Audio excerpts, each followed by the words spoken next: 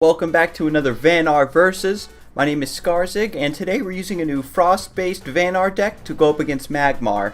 You'll have to excuse the lack of a opening intro, so to speak. I got into the match and realized that my recorder wasn't working, so I was able to turn that on and catch the very beginning. I go ahead and open up with a Crystal Cloaker, and my opponent plays Sarlacc the Eternal, which is something you don't really see from Magmar. Normally it's used in Abyssian decks or Vitruvian decks, but I go ahead and use this opportunity to move the Crystal Cloaker right onto the opponent's side and activate its Infiltrate bonus. And since I'm already over on the opponent's side, I go ahead and play the Snow Chaser to get its Infiltrate bonus as well, and then I drop the Rock Pulverizer to keep my opponent locked into place, and attack with the Crystal Cloaker, getting its 3 damage off. Now, the thing here is I don't want to attack Sarlacc with my General right now, because when it dies, it'll be resummoned in a random space on the board. I don't want it to get away from provoke range, or to be resummoned on a different tile, where it might be able to take one of the Mana Springs, or attack that Snow Chaser or something like that. So I just leave it alive, and my opponent plays an Ephemeral Shroud to get rid of the provoke, which is fine, and he's able to free Sarlacc so he can trade with the Crystal Cloaker, which is unfortunate. I was hoping that I'd be able to get another 3 damage dropped onto the Magmar General, and he looks like he's going to take out the Snow Chaser. If he does, he'll be able to maybe make that mana tile a bit harder for me to take, because I'd have to move my General up 2 spaces, and I won't be able to attack him directly. But he actually decides to attack the Rock Pulverizer here, which is a bit of an odd choice. I'm not understanding why he wanted to leave that alive, but I might be able to even transform it with Aspect of the Fox or something, get a bit more use out of it. But for now, it's a 1-2, so what I will be able to do here is, since I drew that Glacial Elemental, is I can move down 2 spaces to get that mana tile to bring me up to 5. I can play the Glacial Elemental. I'm going to drop it here behind me to make sure it stays away from the General as much as possible. I'm going to drop these Bone Chill Barriers. These count as Frost minions, so it activates Glacial Elemental's effect 3 times, dealing 2 damage to random units. So that's enough pings to take out the buffed Ephemeral Shroud and move Sarlacc. And fortunately for me, he does spawn on the right side of those walls that I created. And the Bone Chill Barriers were able to take the other mana tile for me, as you saw, so I can resummon the Snow Chaser there to keep the Magmar General walled onto his side. And this is a bit of a misplay on my part. I shouldn't have actually moved that Rock Pulverizer down, because as it stands right now, as you can see, all my creatures are in perfect frenzy range. So that's something I gotta watch out for Magmar. It's one of those things that I tend to realize right after the fact. As soon as I make the mistake is when you realize that you did it, and that's when the punishment's coming to rain down. So here comes the Saber-Spine Tiger, and he's actually just going to use it to take out the Glacial Elemental, looks like. So no Diatide Frenzy, fortunately enough for me. But he does buff it with the Greater Fortitude, so it's able to survive. That's another 5 damage sitting on the field that I'll have to find a way to deal with. And Sarlacc takes out the Snow Chaser, so I can't use that to trade with the Saber-Spine Tiger anyway. And then the General finishes off the Rock Pulverizer. So right now, this is a pretty big swing in his favor, but I can actually get out of this pinch by transforming the Bone Chill Barrier with Aspect of the Fox. Since it does count as a transformable unit, I'm able to spawn it and take out the Saber-Spine Tiger.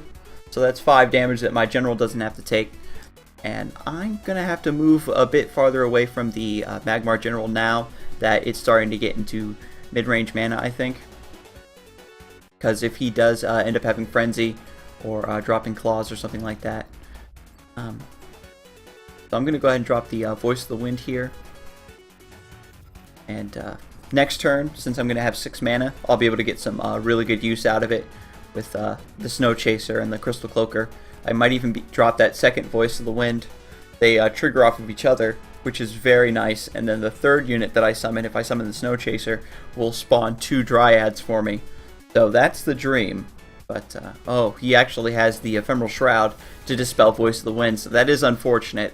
That's a misplay on my part. I should have probably moved 2 spaces back and played it in a more defensive position.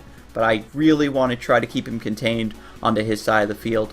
What I could have done as well is summoned the Voice of the Wind in the top row there next to the Bone Shield barrier, way out of his reach, and just use it as more of a utility focused unit to get those Dryads spawned. But since it is a 4/4, I did want to sort of keep it nearby in case I needed it to trade with something. And that looks like what I'm going to have to do right now. He has a lot of removal, it seems. That's the second Ephemeral Shroud, and I do want to watch out for mana burn. So I'm not going to play the second Voice of the Wind this turn. I'm going to see if I can maybe bait out some more removal and whatnot before I drop that. And we'll see how that goes. So again, I have the Crystal Cloaker on the Infiltrate side of the field, and it is buffed by the Razorback, so that's a 5/3 he's going to have to deal with, or the Razorback. He can trade Sarlacc and the Magmar General into it and take 4 damage, which is fine by me. I definitely want to try to create as much of a life advantage as I can. This Frost deck is definitely a mid-range sort of control-based deck.